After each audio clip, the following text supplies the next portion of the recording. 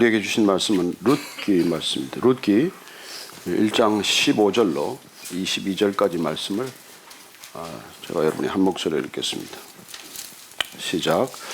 나오미가 또 이르되 보라, 내 동서는 그의 백성과 그의 신들에게로 돌아가나니 너도 너의 동서를 따라 돌아가라 하니, 룻이 이르되 내게 어머니를 떠나며 어머니를 따르지 말고 돌아가라 강권하지 마옵소서. 어머니께서 가시는 곳에 나도 가고 어머니께서 머무시는 곳에서 나도 머물겠나이다. 어머니의 백성이 나의 백성이 되고 어머니의 하나님이 나의 하나님이 되시리니, 어머니께서 죽으시는 곳에서 나도 죽어 거기 묻힐 것이라. 만일 내가 죽는 일 외에 어머니를 떠나면 여호와께서 내게 벌을 내리시고 더 내리시기를 원하나이다 하는지라. 나오미가 룻이 자기와 함께 가기로 굳게 결심함을 보고 그에게 말하기를 그치니라. 이에 그 두 사람이 베들레헴까지 갔더라.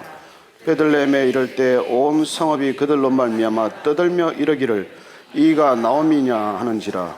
나오미가 그들에게 이르되 나를 나오미라 부르지 말고 나를 마라라 부르라. 이는 전능자가 나를 심히 괴롭게 하셨음이니라. 내가 풍족하게 나갔더니 여호와께서 내게 비어 돌아오게 하셨느니라. 여호와께서 나를 징벌하셨고 전능자가 나를 괴롭게 하셨거늘 너희가 어찌 나를 나오미라 부르느냐 하나이라. 나오미가 모압 지방에서 그의 며느리 모압 여인 룻과 함께 돌아왔는데 그들이 보리 추수 시작할 때 베들레헴에 이르렀더라. 아멘. 하나님 아버지, 저희들 은혜를 사모하여 이 자리에 나왔습니다. 하나님께 예배드릴 때 우리의 온 심령을 다하여 예배드릴 때 하나님께서 각 심령 가운데 꼭 필요한 말씀, 반드시 들어야 할 말씀, 그 말씀 뿌려지게 하옵시고 그 말씀 열매가 되게 하옵시고 그 열매가 인생을 풍성케 하여 주옵소서. 예수님 이름으로 기도합니다. 아멘. 은혜라는 주제로 6번째 말씀을 나누게 되었습니다. 하나님의 은혜는 상상할 수 없는 은혜고 그 은혜는 정말 강물처럼 바다처럼 출렁이는 은혜입니다. 그 은혜에 우리가 눈을 뜨기만 하면, 그 은혜에 우리가 젖기만 하면 우리 인생의 문제는 문제로 보이지 않는다는 것입니다. 왜 우리가 이 은혜를 따라가기에 온 힘을 쏟아야 하냐면, 인생은 이 은혜로 채워지는 것이 아니라면 우리를 온전히 채울 수가 없기 때문입니다. 무엇으로 우리 인생을 다 채우겠어요? 어떤 것이 우리 인생을 뿌리째 만족해 하겠습니까? 깊은 곳에 있는 우리 존재의 불안, 그것들이 하나님의 은혜로만이 해결되기 때문입니다. 우리는 지난주 다윗이라고 하는 사람의 은혜를 살펴보았습니다. 그는 은혜 받은 자로 살면서 그 은혜를 어떻게 흘려보냈냐는 것이죠. 그는 붓솔 시냇가라고 하는 작은 시냇가에서 은혜의 삶이 어떻게 펼쳐져야 하고 은혜의 나라가 어떻게 선포되어야 하는지를 보여주셨어요. 시글락 공동체에서 모든 것을 다 약탈해서 달아난 그 아말렉 족속을 쫓으면서 우리는 더 이상 못 쫓아갑니다. 이제 우리는 지쳐서 한 발자국도 더 못 내딛습니다 하고 남아있었던 200명과 가서 쳐서 그들로부터 모든 약탈물을, 엄청난 노획물을 가지고 돌아왔던 400명, 그 400명이 갈등을 빚을 때 다윗은 그 붓솔 시냇가에 남아 있었던 사람이나 더 고생한 사람이나 동일하게 나눔으로써, 분배를 동일하게 실현함으로써 그는 하나님의 은혜가 우리에게 어떻게 임하는지, 하나님의 은혜란 도대체 우리에게 어떻게 나누어지는지를 보여주신 것입니다. 저는 여러분 모두가 그렇게 다윗처럼 풍성한 은혜를 받아서 그 은혜가 결코 모자라고 메마르지 않는다는 그 놀라운 사실을 우리 주위에 입증하면서 살 수 있기를 축원합니다. 그리고 다윗은 그 붓솔 시냇가를 순식간에 은혜의 강으로 변하게 한 것입니다. 오늘은 그 다윗의 증조 할머니 얘기예요. 다시 역사를 거슬러 올라가서 보면 룻기는 사사기와 사무엘상 사이에 있습니다. 왜 룻기라고 하는 이 사장 짧은 이야기가 그 사사기라고 하는 거대한 시대적 흐름과 사무엘상이라고 하는 새로운 다윗 시대를 연결하는 그 중간에 이렇게 하나 쑥 들어가 있냐는 것이죠. 그냥 사사기에 포함되어도 될 법한 얘기인데 왜 이걸 떼었을까요? 궁금하지 않으세요? 뭐가 궁금하겠어요. 그래, 어쨌든 그러면 뭐가 궁금하세요? 그래요. 이 룻이라고 하는 얘기는 새 과부의 얘기예요. 아무 희망이 없는 시대, 암울한 시대. 그 시대에 새 과부, 절망적인 새 과부의 얘기예요. 여러분, 사사기는, 그 사사 시대는, 이 룻기의 배경이 되는 그 시대는 암울한 시대였어요. 희망이 없는 시대였습니다. 갈등이 많았어요. 끊임없이 외적에 시달렸습니다. 그러나 사사기는 그 결론을, 왜 그런 시대를 맞았는가 하니까 각자가 자기 소견에 옳은 대로 살았기 때문이라고 말합니다. 각자가 스스로 왕이라고 생각하면서 살았기 때문입니다. 누구든지 자기 생각이 옳은 대로 살았기 때문에 그런 시대가 펼쳐졌다는 것이요. 포스트 모더니즘을 주장하는 지금 시대는 어떻습니까? 그때와 다릅니까? 오늘날 우리는 각자가 자기 생각에 옳은 대로 살지 않습니까? 자기 느낌에 옳다고 생각하고 받아들여지는 대로 살기를 원하지 않습니까? 아니, 우리는 누구나 간섭이나 심판이나 판단 없이 내가 스스로 판단하고 결정하고 책임지는 인생을 살고 싶다고 주장하고 나서지 않습니까? 그렇다면 3000년 전 그 시대나 지금이나 그 시대는 무엇이 다를까요? 하나도 다르지 않습니다. 우리가 입고 있던 옷이 다르고 그 당시에 없던 차를 타고 다니고 하늘을 나르는 비행기를 만들어 타고 다닌다고 하더라도 우리는 그 3000년 전 이 사사시대의 배경이나 지금이나 하나도 다를 바가 없다는 거예요. 여러분, 그게 다르다면 여러분들 성경 읽을 필요가 없습니다. 그러나 성경은 처음부터 끝까지 인간의 본질이 어떤 것인지를 한눈에 보여주는 책이에요. 왜 읽어야 합니까? 왜 알아야 합니까? 그때나 지금이나 우리가 어디서 와서 어디로 가는지를 성경만이 얘기를 해주고 있기 때문입니다. 그리고 놀랍게도 이 룻기에서는 하나님이 어떤 하나님이고 그 하나님이 우리 인생을 어떻게 인도하시다가 상상할 수 없는 인생의 대역전극을 펼쳐주시는지에 대한 얘기예요. 또 한 가지는 그 사사시대, 암울한 시대에도 불구하고 하나님의 은혜는 그친 적이 없다. 단 한순간도 멈춘 적이 없다. 그걸 우리에게 들려주고 보여주는 책이라는 것입니다. 그래서 여러분들은 오늘 이 설교 말씀을 듣고 돌아가서 룻기를 반드시 한 번 더 읽으셔야 돼요. 그 목사가 제대로 설교했나? 바르게 설교했나? 이름은 제대로 인용을 했나? 여러분, 그렇게 여러분들이 가서 읽어보셔야 돼요. 나가면 또 딴 생각하지 말고. 그리고 오늘 이 얘기의 배경이 되는 것은 룻이라고 하는 모압 여인이에요. 모압 여인이라는 것은 이 룻기를 이해하는 아주 중요한 배경이 돼요. 왜냐하면 이스라엘 백성들은 모압 사람들을 사람 취급하지 않기 때문입니다. 모압이란 아브라함의 조카 롯이 소돔과 고모라가 멸망할 때 달아났다가 산에 숨어들었다가 큰딸하고 관계해서 낳은 아들이에요. 모압과 베남이라는 아들을 낳았는데 모압과 암몬이라는 족속의 선조가 된 것이죠. 그래서 이스라엘 백성들은 그 모압 족속과 암몬 족속은 절대로 이스라엘 총회, 모임, 공동체에 포함시키지 않습니다. 반드시 배제해야 되는 사람이에요. 그리고 창세기를 보면 그렇고 민수기나 신명기를 보면 이 사람들은 제쳐놓아라, 포함시키지 말아라, 그렇게 명령이 되어 있어요. 그런데 이 룻기에 나오는 룻이라고 하는 여자가 모압 출신이라는 거예요. 이 모압 출신의 이방 여인이 다윗이라고 하는 통일 이스라엘 왕국의 왕이 된, 그리고 온 이스라엘에 숭배하다시피 하는 그 다윗의 증조 할머니가 되었다는 거예요. 어떻게 해서 이 모압 이방 여인이 다윗이라고 하는 혈통에 들어갔냐는 거예요. 그 다윗이란 결국은 예수 그리스도의 족보를 이루는데 그 예수 그리스도의 족보 속에 이 모압 여인은, 룻이라는 여인은 어떻게 포함되었느냐를 우리가 알아내는 것이 아주 중요한 키포인트라는 것입니다. 그리고 먼 훗날 예수 그리스도가 오실 터인데 그 족보 속에 이 이방 여인이 포함된 얘기를 오늘 한번 같이 살펴볼 거예요. 베들레헴 땅에, 유다 베들레헴 땅에 기근이 들었어요. 룻기는 1장 1절에 그렇게 시작합니다. 그 땅에 기근이 들었더라. 여러분, 그 땅에 기근이 들었더라. 이거 중요한 성경의 이해의 열쇠입니다. 여러분 인생에 기근이 들었다. 여러분 인생에 고난이 찾아왔다. 여러분 인생에 이해 못할 어려움이 내게 닥쳤다. 이게 여러분들 살아가는데 중요한 열쇠라는 것입니다. 하나님께서 새로운 일을 지금 시작하고 계신다는 뜻이에요. 아브라함이 가나안 땅에 왔지만 가나안 땅에 기근이 생겼어요. 그래서 그는 그 기근을 피해서 애굽 땅으로 갔다가 아내 사라를 잃을 뻔했습니다.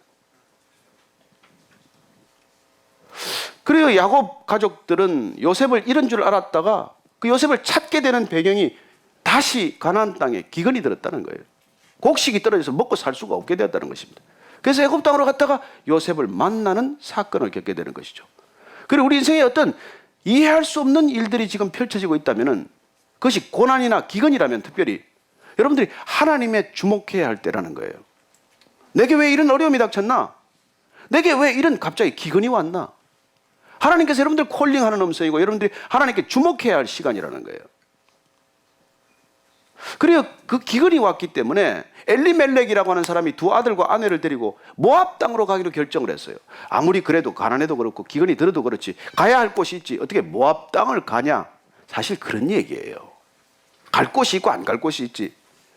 아무리 우리가 배가 고프고 그래도 이민 가야 된다고 어떻게 뭐 거길 가냐 이제 뭐 이런 얘기죠.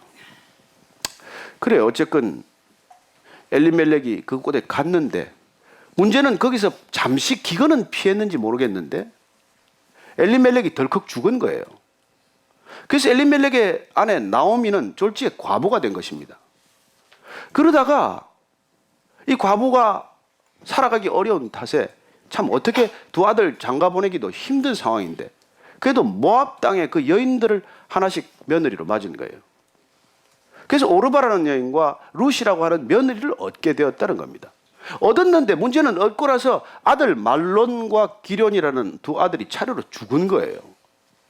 얼마나 기가 막힌 일입니까? 좀 먹고 살겠다고 그 땅 갔는데 남편 죽고 아들 둘이 잃었을 때 이 나옴이라는 여인의 심정이 어땠겠어요?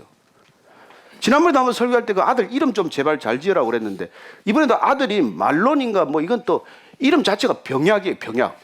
아니 그걸 맨날 병야가 불었으니 그게 무슨 건강하게 살겠어요. 어느 날 병이 덜컥 그걸 죽은 것이죠. 둘째 아들 기련은 또 이름이 낭비야. 걔가 무슨 알뜰하게 살겠어요. 갖다 노름이나 해서 돈 다 깨박이시겠지. 없는 돈이 났다나. 그러니까 아들들이 둘이 죽어도 사실은 참 이름 고약스럽게 지은 거죠. 근데 어쨌건 이 나옴이라는 이 시어머니가 며느리 둘과 남은 거예요. 어떻게 삽니까? 여러분 그 중근동 고대 사회라는 게 과부는 가장 생활력이 없고 삶에 무슨 방도가 없는 사람들이에요. 그래서 결국 이 나오미가 유대 땅으로 돌아가야 되겠다. 베들레헴으로 돌아가야 되겠다 결정을 내렸어요. 두 며느리를 데리고 가다가 벌떡 제정신이 들은 거예요. 내가 이 청산 과부 둘을 데리고 어떡하자고 가는 얘기냐. 그래서 설득을 하기 시작합니다. 나 혼자 갈 테니까 니네들은 지금 이 젊은 나이에 가서 재혼해라. 남자 만나서 잘 살아라. 이건 모압 땅에 니네들 그 모습 신 잘 섬기고 여기 살아라. 나 혼자 돌아가겠다. 이랬더니 서로 껴안고 울고 하는 척 하다가 오르바는 빠이빠이 하고 가버린 거예요. 근데 둘째 며느리인지 이 룻은 웬일인지 안 가겠다는 거예요. 버티는 거예요. 끝까지 버티는 거예요. 그래서 오늘 이 여인이 왜 버텼냐? 왜 안 돌아갔냐? 왜 이런 선택의 기로에서 시어머니라는 이런 나오미를 선택했냐는 거예요. 여러분들은 시어머니 시자만 들어도 시금치도 안 먹고 시자만 나오면 경기를 일으키고 안색도 달라지고 이런 세상에 사는데 무슨 선택의 여지가 있어요? 아니 나오미가 거기 가면 집이 있습니까? 재산이 있습니까? 땅이 있습니까? 뭘 믿고 갈 거예요? 재산이 한미천 많아서 가면 먹고 살 걱정이나 없다 그러면 베들레헴으로 따라가죠. 그러나 아무것도 없는 이 시어머니를 무슨 갈등이 있어서 그걸 따라가겠어요? 여러분 어떤 누구라도 선택을 합리적으로 생각하고 이성적으로 결정한다면 고향으로 돌아가야죠. 친정 어머니한테 가야죠. 아는 사람도 있고 친정 식구들도 있는 데서 최소한 더 먹을 거나 있지 않습니까? 따라간다면 보장이 되는 게 뭐 있어요? 아무것도 보장되지 않아요. 이스라엘 땅으로 간다는 것은 짐승처럼 여김을 받는 모압 여인이 그 땅에서 더 학대받는다는 뜻이에요. 같이 갔던 나오미가 또 덜컥 죽으면 어떻게 해요? 영원히 삽니까? 무슨 선택의 기로가 있고 무슨 선택의 갈등이 있겠어요? 누구나 가라면 돌아갈 거예요. 그런데 왜 이 모압 여인이, 이 시어머니, 아무것도 없는 시어머니, 이런 박복한 시어머니를 따라갔냐는 거예요. 한번 보십시다. 15절, 16절, 17절 말씀 다시 한번 더 읽겠습니다. 시작. 나오미가 또 이르되 보라, 내 동서는 그의 백성과 그의 신들에게로 돌아가느니 너도 너의 동서를 따라 돌아가라 하니, 룻이 이르되 내게 어머니를 떠나며 어머니를 따르지 말고 돌아가라 강권하지 마옵소서. 어머니께서 가시는 곳에 나도 가고 어머니께서 머무시는 곳에서 나도 머물겠나이다. 어머니의 백성이 나의 백성이 되고 어머니의 하나님이 나의 하나님이 되시리니 어머니께서 죽으시는 곳에서 나도 죽어 거기 묻힐 것이라. 만일 내가 죽는 일 외에 어머니를 떠나면 여호와께서 내게 벌을 내리시고 더 내리시기를 원하나이다 하는지라. 무슨 이런 며느리가 다 있어요? 에? 아니 여러분, 이게 지금 그냥 성경이니까 읽어서 그렇지, 이걸 여러분 한번 실제로 상상을 해보세요. 광야길에 아무것도 없는데 두 시어머니와 며느리가 앉아가지고 가려니까, 아니 저는 어머니를 따를 거예요. 왜 따라간다는데? 그랬더니 어머니가 가는 곳에 내가 가고 어머니가 머무르는 곳에 나도 머무를 것이고, 왜냐하면 어머니 백성이 이제 내 백성이에요. 어머니의 하나님이 나의 하나님이래요. Where you go, I will go. Where you stay, I will stay. Your people will be my people. Your God, my God. 영어 쉽죠? 뭐 어려울 게 뭐 있어요? 못 알아들 단어가 뭐 있어요? 이런 분명한 말이, 쉬운 말이 신앙 고백이라는 것입니다. 여러분, 이런 신앙 고백이 여러분 쉽지 않아요. Your God, my God. 이런 남자를 만나면 그냥 결혼해버려. 이렇게 확실하게 고백하는 사람을 만나야 돼. 뭐 주저주저하고 계산하고 따지고 이런 사람 아니라, 당신의 부모가 나의 부모요. 당신, 이런 사람을 만나야 돼. 이게 뭐 잔머리 굴리는 사람 필요 없어요. 아이, 놀랍게도 이 룻이 이런 고백을 하는 거예요. 왜 아무것도 없는 이 시어머니한테 뭘 받길래 이랬냐 이거예요. 키워드는 뭡니까? 어머니의 하나님이 나의 하나님이 될 거라는 거예요. 여러분, 여기 키워드가 하나님에 있어요. 왜 이 룻이 시어머니를 선택했겠어요? 뭐가 있길래 선택했어요? 아무것도 없기 때문에 선택한 거예요. 아무것도 없는 이 시어머니가 지난 10년, 20년 세월을 지켜보지 않았겠어요? 남편이 죽었을 때. 그땐 자기 시아버지가 죽은 거예요. 시아버지 돌아가신 건 뭐 그러려니 해요. 근데 이제 자기, 예? 시댁도 뭐 동서가 또 위에 또 하나 남편 오빠가, 형이 또 돌아가고 또 자기 남편까지 죽었어요. 자기도 과부가 된 거 아니에요. 그래요. 아내가 남편을 잃는다는 슬픔과 부모가 자녀를 잃는 슬픔, 어느 쪽이 더 클까요? 이 나오미를 끝없이 지켜본 룻의 결론이 뭡니까? 어떻게 저 슬픔을 견딜 수 있냐예요. 어떻게 저 죽음을 이길 수 있냐는 거예요.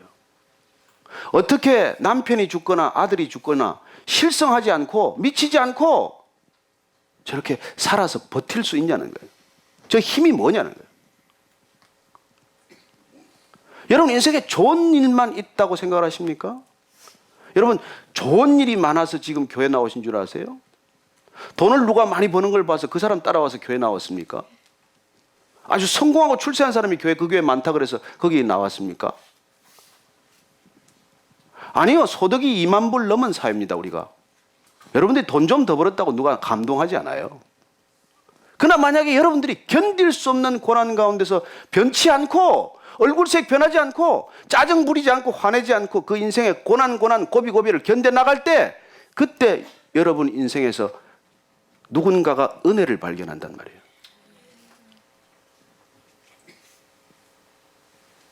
그때 저 견디는 힘이 뭐냐? 저 슬픔과 절망을 이기는 능력이 뭐냐? 그걸 궁금하게 보고 있다는 거예요. 룻이 그걸 발견한 거예요. 저 시어머니가 남편 잃는 슬픔, 아들 둘을 차례로 잃어가는 슬픔, 그 슬픔 가운데서도 변함없이 며느리를 대하고 변함없이 며느리를 사랑하고 변함없이 며느리를 아끼는 그 성품, 그게 하나님의 은혜로부터 비롯된 성품이라는 걸 발견한 것이죠. 그래서 룻은 정상적인 사람이라면 아무도 선택하지 않았을 이 시어머니를 선택한 것입니다. 자, 룻의 선택을 다시 한번 우리가 조금 더 주민해서 들어갈 필요가 있어요.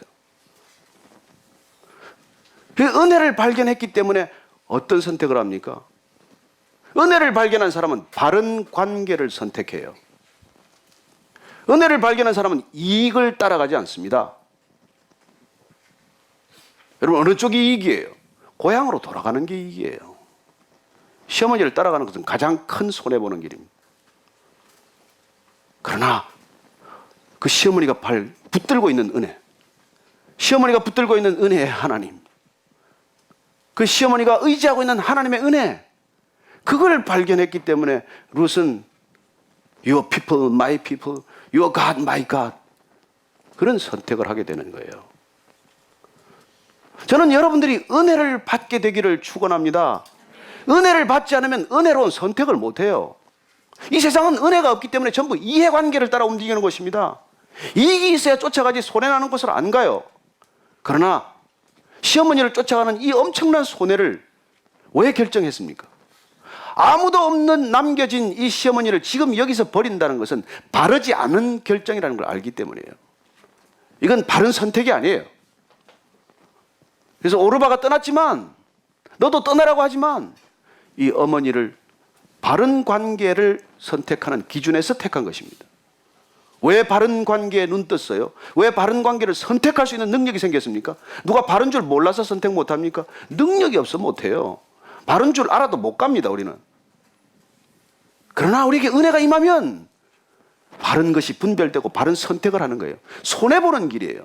그래서 두 번째 이 룻의 선택에서 우리가 발견하는 것은, 은혜를 받은 사람은 헌신을 결정한다는 거예요. 헌신하기로 결정한다는 것입니다. 왜 여러분들이 어떤 일에, 어떤 대상에, 어떤 것에 헌신하지 못할까요? 그 사람 때문이 아니고, 그 대상이 잘못되어서도 아니고, 내게 은혜가 부족하기 때문이에요. 그러나 만약 여러분들이 넘치는 은혜가 있다면 모든 것을 다 아낌없이 쏟아붓는 한이 있더라도 그걸 선택하게 돼 있어요. 은혜가 넘치기 때문에 그런 선택이 힘들지 않은 것입니다. 여러분, 지금 룻은 결코 이 나오미를 따라가서는 안 되는 상황이에요. 어느 누가 이걸 따라가라고 권면하겠습니까? 어느 누가 이 선택이 바른 선택이라고 조언하겠어요? 아무도 이렇게 할 수 없지만, 그러나 룻은 은혜를 알았단 말이에요. 은혜를 보았단 말이에요. 그 어머니가 은혜를 붙들고 있는 걸 보았어요. 빈손이 아니에요.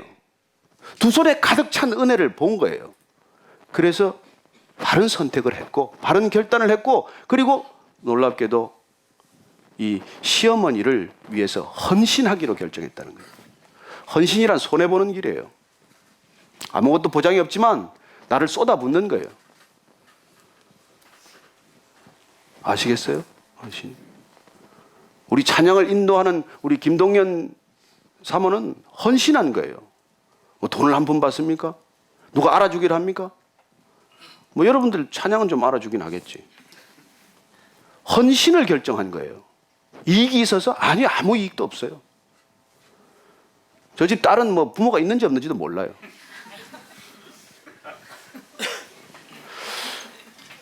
그래, 우리가 여러분 어떨 때 헌신하냐는 거예요. 여러분, 은혜가 있어야 돼요. 그래야 남편한테도 헌신이 되고 아내한테도 헌신이 되는 거예요. 그게 없으면 따져요. 내가 월급을 얼마 갖다 줬는데 너 반찬이 이게 뭐냐? 이런 소리는 하는 거예요. 그러다가 결국 그게 깊어지면 이혼하죠. 이혼은 서로의 결격 때문이 아니에요. 둘 다 엄청 결격의 사람이 만났어요. 처음부터 잘난 사람이 만난 게 아니라. 근데 은혜는 그 모든 것들을 위해서 헌신하기로 결단했다가 은혜가 없기 때문에 헌신을 더 이상 못하는 거예요. 저는 여러분들이 그냥 은혜의 도가니에 사로잡히게 되기를 바랍니다. 죽는 날까지 은혜에 눈이 멀어야 돼. 그래야 별 볼 일 없는 남편과 아내와 끝까지 사라지지. 제정신이 돌아오면 못 살아요. 우린 제정신을 잃어야 돼. 우리 제정신 다 잃을지어다. 아멘, 아멘, 아멘. 그래서 마지막에 이 룻이 선택한 건 뭐냐는 거예요. 이 은혜에 눈을 뜨게 되면 모든 것을 하나님 안에서 해석한다는 거예요. 나오미는 지금 돌아가서 이제 베들레헴 갔더니 이제 난리가 났어요. 어우, 돌아왔구나. 근데 빈손이야. 근데 나오미야 부르니까 나오미가 뭐라고 그러는 거니까, 나오미요, 이 뜻이 뭐냐면 my joy, 이런 뜻, 내 기쁨이란 뜻이에요. 근데 나오미가 날 그렇게 이상 부르지 마라. 나는 갈 때는 뭐 손에 뭐야 쥔게 있었는데 지금 빈손으로 돌아왔다. 내가 이제는 정말, 그때는 좀 그래도 뭐가 남았는데 지금은 정말 내한테 아무 기쁨도 없다. 그래서 나는 지금 마라라고 불러라. 마라라는 게 이스라엘 백성들이 출애굽에서 나왔다가 샘물을 먹으려고 써서 못 먹던 곳, 그것이 쓰다는 뜻이에요. 괴롭다는 뜻이에요. 나는 이제 내 인생이 괴로움이야. 그렇지만은 여러분들이 오늘 이 마라라고 고백하는 나오미의 고백 가운데 뭐가 있는지를 한번 보십시다. 19절 말씀부터 한번 21절까지 다시 읽겠습니다. 시작. 이에 그 두 사람이 베들레헴까지 갔더라. 베들레헴에 이를 때 온 성읍이 그들로 말미암아 떠들며 이러기를 이가 나오미냐 하는지라. 나오미가 그들에게 이르되 나를 나오미라 부르지 말고 나를 마라라 부르라. 이는 전능자가 나를 심히 괴롭게 하셨음이니라. 내가 풍족하게 나갔더니 여호와께서 내게 비어 돌아오게 하셨느니라. 여호와께서 나를 징벌하셨고 전능자가 나를 괴롭게 하셨거늘 너희가 어찌 나를 나오미라 부르느냐. 이렇게 말하지만은 그는 지금, 이 나오미는 하나님을 누구라고 말해요? 전능자. 이거 여러분들 영어 한번 찾아보셨어요? 영어 성경? Almighty God이에요. 근데 이게 히브리어는 뭐냐면 샤다이, 엘 샤다이라는 뜻이에요. 샤다이라는 말은 샤드, 가슴에서 나온 뜻이에요. 지금 내가 아무것도 없고 고통 가운데 있고 정말 죽을 것만 같은 상황이지만 그럼에도 불구하고 하나님은 내게 아무것도 해주지 않은 것 같지만 아니야. 하나님은 전능자, 엘 샤다이, 모든 필요를 채우시는 하나님, 모든 필요에 응답하시는 하나님, 그런 하나님이라는 거예요. 여러분, 아무것도 없는데 이런 고백을 하고 있어요. 하나님의 이름을 엘 샤다이 하나님이라고 불러요. 이 엘 샤다이라는 하나님의 표현은, 하나님의 이름은 창세기 17장에 처음 나와요. 하나님이 아브라함에 찾아와서 말씀할 때, 나를 소개할 때 그렇게 소개하는 것입니다. 창세기 17장 1절 말씀을 한번 보면 이렇게 하나님께서 소개를 해요. 아브라함이 99세 때 여호와께서 아브라함에게 나타나서 그에게 이르시되 나는 전능한 하나님이라. 나는 엘 샤다이 하나님이라. 그래서 너는 내 앞에서 행하여 완전하라고 말씀하십니다.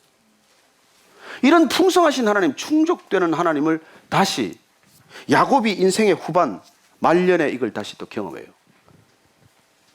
그래서 이 창세기 43장으로 가면은 이렇게 고백을 해요. 야곱이 엘 샤다이 하나님께서 너희에게 은혜를 베푸사 너희 다른 형제와 베냐민을 돌려보내게 하시기를 원하노라. 그리고 내가 내 자식을 잃게 되면 이르리라, 이렇게 말해요. 지금 요셉은 죽은 줄로 알고 있어요. 근데 이 사람들이 양식 구하러 갔다가 베냐민을 다시 데려오라는 바람에 그 베냐민까지는 차마 잃고 싶지 않은 아버지지만 인생의 마지막에 요셉을 잃었고 베냐민을 잃게 되더라도, 그렇더라도 하나님은 엘 샤다이 하나님이라는 거예요. 저는 여러분들의 신앙이 이 경지까지 가기를 축원합니다. 내가 아무것도 없고 내가 지금 고난 가운데 있고 하나님이 내게 아무것도 약속한 게 없는 것 같지만, 그러나 그 하나님이 나의 필요를 채워주시고 나의 필요에 응답하시고 나를 붙들고 계신 하나님이다. 이게 신앙이에요. 저는 여러분들이 이런 고백이 여러분들의 고백이 되기를 축원합니다. 이게 신앙이라는 거예요. 이게 룻이 이런 신앙을 가졌고 나오미의 이런 신앙을 며느리가 보고 이 며느리가 아무것도 없는 시어머니를 따르고 시작했다는 거예요. 그런 선택을 했다는 것입니다. 그리고 이 룻과 나오미는 놀랍게도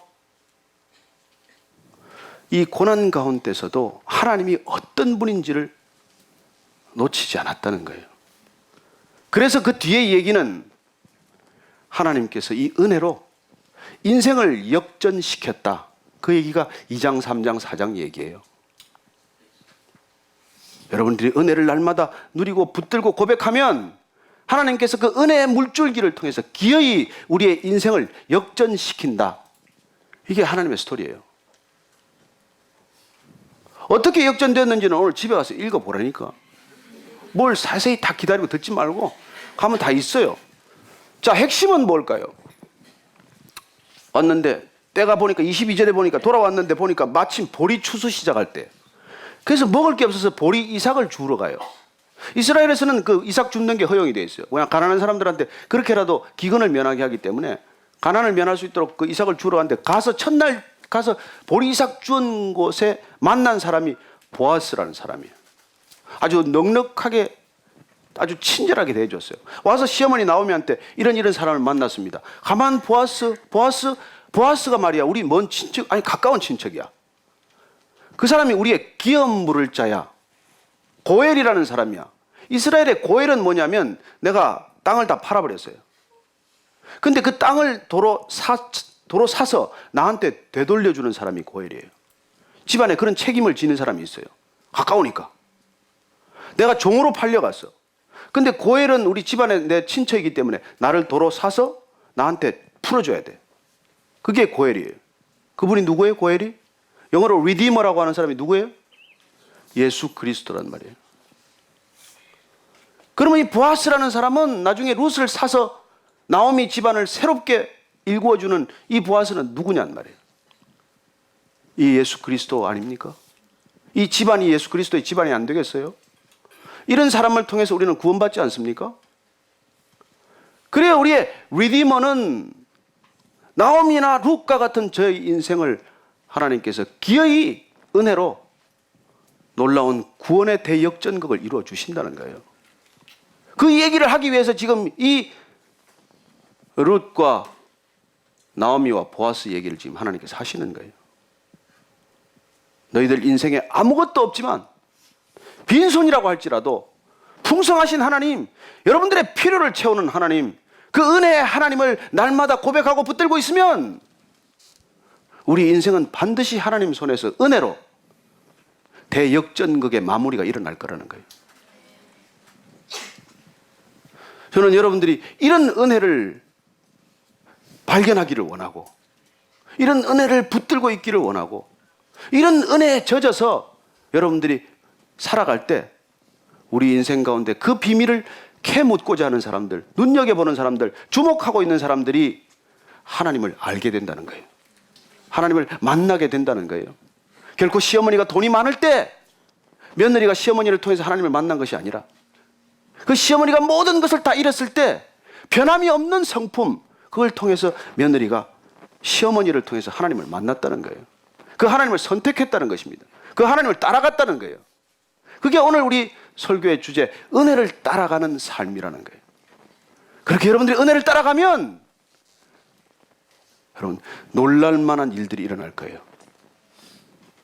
내가 은혜를 제가 따라왔더니 지금 여기 여러분들 이렇게 앉아 계신 거예요. 잘 이해가 안 되는 모양이네.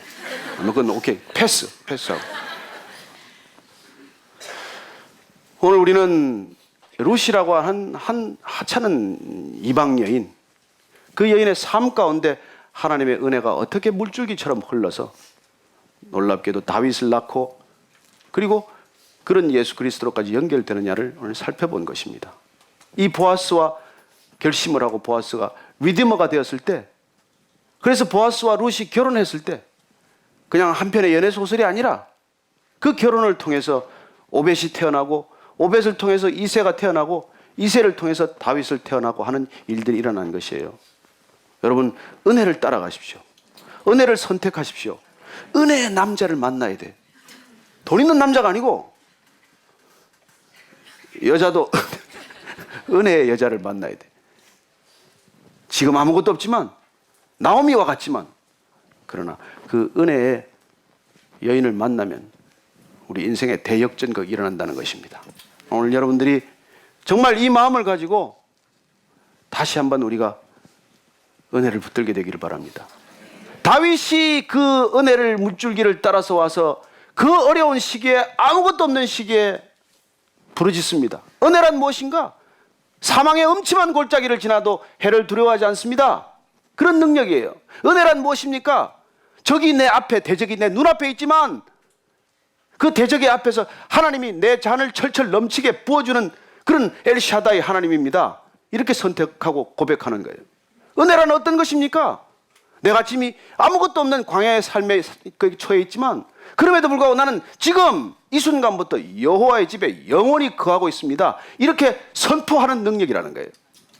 저는 여러분들이 이런 은혜의 선포를 날마다 일상 가운데 온 세상을 향해서 마음껏 외칠 수 있게 되기를 바랍니다. 은혜가 무엇입니까? 아무것도 없지만 아무것도 두렵지 않습니다. 이렇게 선택하는, 그리고 놀랍게도 선포하는, 그래서 세상이 여러분들 때문에 충격을 받는, 그래서 교회가 이 세상에 영원히 희망임을 알게 되는 세상이 오게 되기를 바랍니다. 저는 하나님께서 이 자리에 불러주신 한 분 한 분들에게 그런 소명을 주셨다고 믿습니다. 오늘 그 소명을 붙들고 다시 한번 기도하십시다. 하나님, 제가 지금 죽을 것만 같습니다. 전 지금 아무것도 없습니다. 그렇지만은 주님, 제가 주님만은 놓지 않겠습니다. 마치 나오미가 아무것도 없지만은 주님을 꼭 붙들었듯이, 룻이 아무것도 없지만은 꼭 붙든 시어머니의 하나님을 만났듯이 저희들도 그런 하나님을 만나게 해 주옵시고, 그런 하나님을 붙들게 해 주옵시고, 그런 하나님과 내 일생 동행하겠다는, 하나님을 따르겠다는, 그 은혜의 물줄기를 따르겠다는 그런 결단이 우리 인생 가운데 있게 하여 주옵소서. 하나님, 한 분 한 분 가운데 그런 놀라운 은혜의 물줄기, 강물 같은 은혜 흘러가게 하여 주옵소서. 내가 받은 은혜 때문에, 나의 은혜 때문에 하나님, 세상 사람들이 우리를 궁금하게 여기게 하여 주옵소서. 우리 교회가 누리는 은혜 때문에 세상 사람들이 궁금하게 눈을 크게 뜨게 하여 주옵소서. 하나님, 이 자리에 와서 받은 은혜 때문에 이 자리를 떨치고 나아갈 때 놀랍게도 메마른 땅에 샘물이 나게 하시고, 반석 같은 곳에 물이 터지게 하시고, 살아계신 하나님의 능력이 온 땅 가운데 선포되고 증거되게 하여 주옵소서. 하나님 아버지, 우리가 그런 은혜의 사람 되기를 원합니다. 각자가 은혜 가운데, 넘치는 은혜 가운데 하나님 인생이 새로워지기를 원하고, 그 인생 가운데 새로운 능력이 물 붓듯 기름 붓듯 부어지게 하여 주옵소서. 하나님 믿는다는 것이 무엇입니까? 하나님의 은혜를 누린다는 것이 무엇입니까? 목마른 인생 되지 않게 하시고 차고 넘치는 은혜의 삶이 되게 하여 주옵소서. 하나님, 한 분 한 분에게 그런 성령의 능력과 기름 부으심이 넘치게 하여 주옵소서. 우리 모두에게 그런 놀라운 은혜가 우리의 삶을 송두리째 뿌리째 바꾸어주게 하여 주옵소서. 살아계신 하나님 아버지,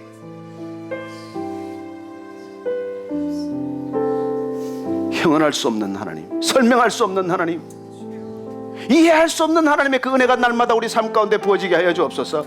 그 은혜 때문에 주님 목마르지 않게 하여 주옵소서. 그 은혜 때문에 사람들을 시기하거나 질투하거나 다투거나 싸우지 않고, 그들을 늘 가슴에 품고 그들을 위하여 기도하고 이 세상을 위하여 중보할 수 있는 하나님의 사람들 되게 하여 주옵소서. 예수님 이름으로 기도합니다. 아멘.